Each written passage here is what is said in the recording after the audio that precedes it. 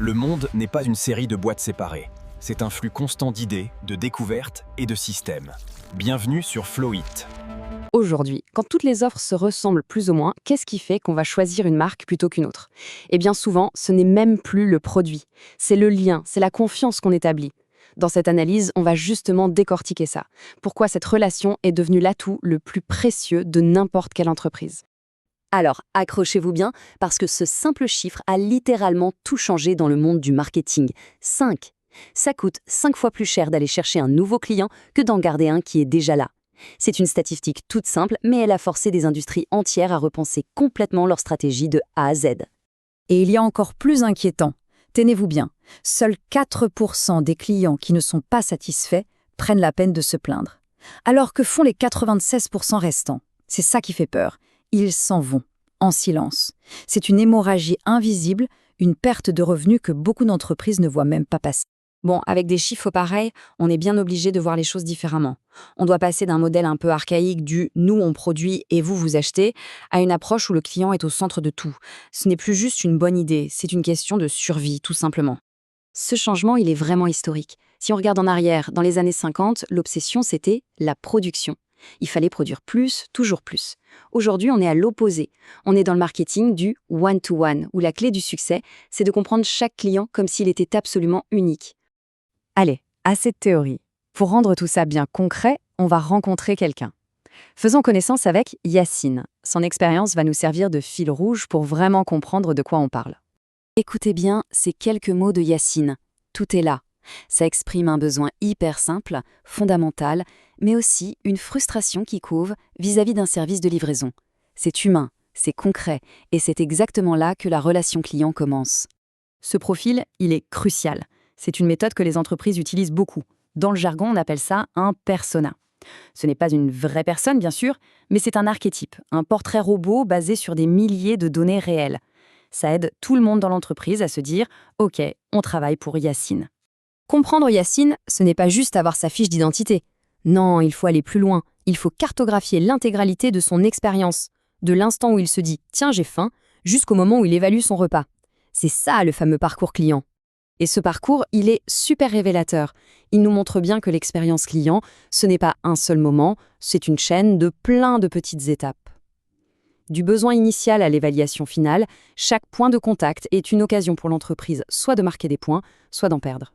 Et dans ce parcours, il y a forcément des hauts et des bas.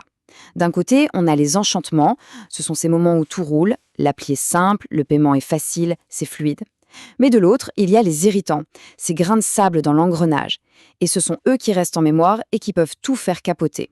Et c'est là que tout se joue. Parce qu'un seul gros irritant, genre un plat qui arrive froid après 1 heure d'attente, ça peut suffire à griser net la confiance. Et ça peut suffire à pousser Yacine à aller voir la concurrence la prochaine fois.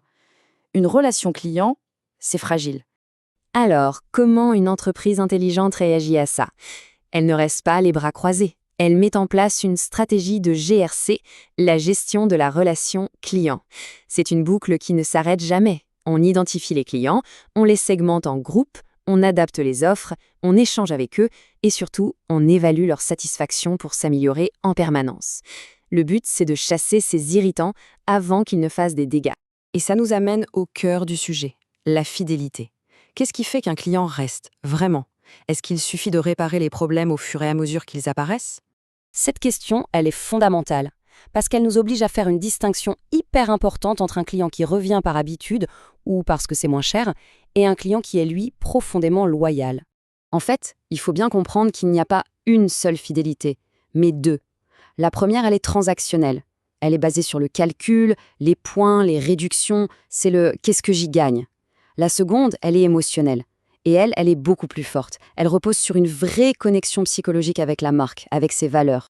Pour le dire autrement, un client qui est là pour les promos, il partira dès qu'un concurrent lui offrira 10% de plus. Sa fidélité est à louer. À l'inverse, un client émotionnellement loyal, il va pardonner une petite erreur, il va rester. C'est comme s'il avait une barrière invisible qui l'empêchait d'aller voir ailleurs. D'accord. Mais alors, comment on la construit, cette fameuse fidélité émotionnelle? Les entreprises qui réussissent se concentrent sur 3 piliers stratégiques. L'empathie et le service, la personnalisation et le sentiment d'exclusivité. Ces 3 éléments, Ensemble, ils transforment une simple transaction en une vraie relation. Prenons l'empathie. C'est peut-être le plus puissant des trois. Imaginez une banque qui ne se contente pas de vous dire « Ok, on vous envoie une nouvelle carte dans 3 jours », mais qui vous demande « De quoi avez-vous besoin là, tout de suite ? On vous commande un taxi ? On vous paye un repas ?» Vous voyez la différence ? On ne résout plus un problème, on anticipe un besoin humain. C'est ça qui crée une connexion inoubliable. On arrive maintenant à l'objectif ultime de toute cette démarche, parce que le but final, ce n'est pas juste de garder ses clients, c'est de les transformer en véritables défenseurs, en ambassadeurs de la marque. Et pour mesurer ça, les entreprises ont un outil génial de simplicité, le Net Promoter Score, ou NPS. Cette simple question permet de trier les clients et d'identifier qui sont les promoteurs. Ce sont ces fans absolus, ceux qui sont tellement satisfaits qu'ils sont prêts à recommander activement la marque à leurs amis, leur famille. Et ces promoteurs, ils deviennent le canal marketing le plus puissant et surtout le plus authentique d'une entreprise. Leur parole a infiniment plus de valeur que n'importe quelle publicité, parce qu'elle vient du cœur, elle est basée sur une confiance qui a été gagnée. Pour conclure, on peut se poser la question à titre personnel. Pensez aux marques qui comptent vraiment. Est-ce que la fidélité est louée à coup de promotion ou est-ce qu'elle a été méritée grâce à une vraie connexion ? La réponse révèle souvent que les meilleures relations, que ce soit en affaires ou dans la vie, ne sont jamais purement transactionnelles. Si vous avez appris quelque chose aujourd'hui, ma mission est remplie. La curiosité est la clé, alors ne vous arrêtez jamais d'explorer.